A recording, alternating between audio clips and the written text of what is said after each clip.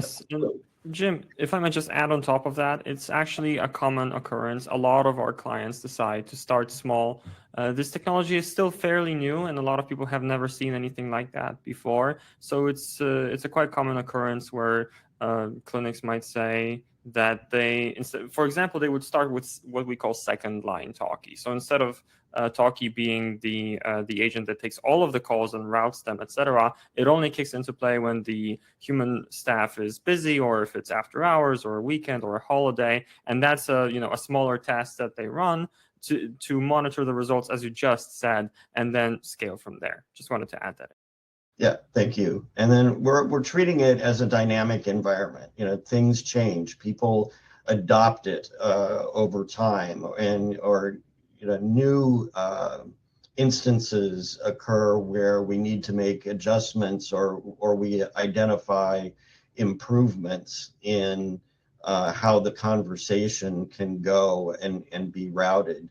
And so, we continue to convene the team on a regular basis in order to review where we're at and see if there are any enhancements that we want to make to the system.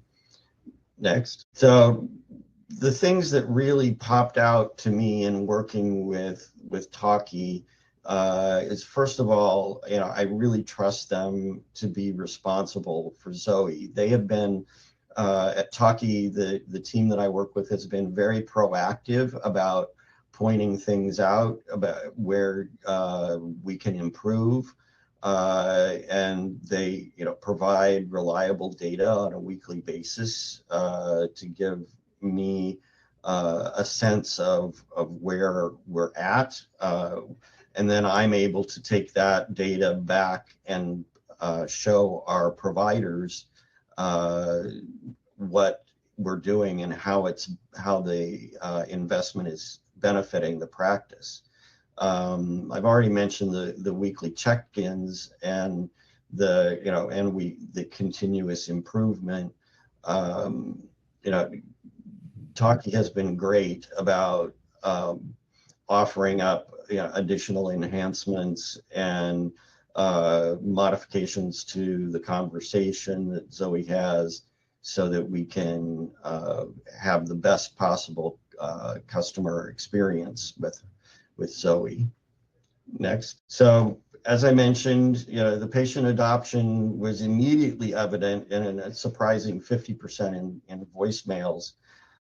But we know that it's an ongoing process. We still get, people who say, I want to talk to a representative, and we accommodate that. And it's our plan and our hope that as time goes on, our customers, our patients will become more used to talking to Zoe and will therefore use her for more things that they need. We also have our call center staff, when they get transferred a call that Zoe could have handled, they politely ask, did you have a chance to ask our AI attendant that question, just as a reinforcement to let them know that it's that we're happy to help, and this is something that they could have gotten more directly without waiting for a live person.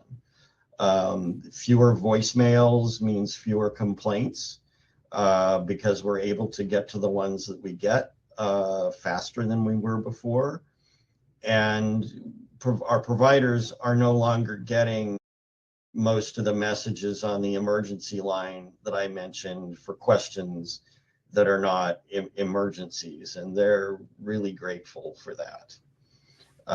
Impact. Go ahead, please.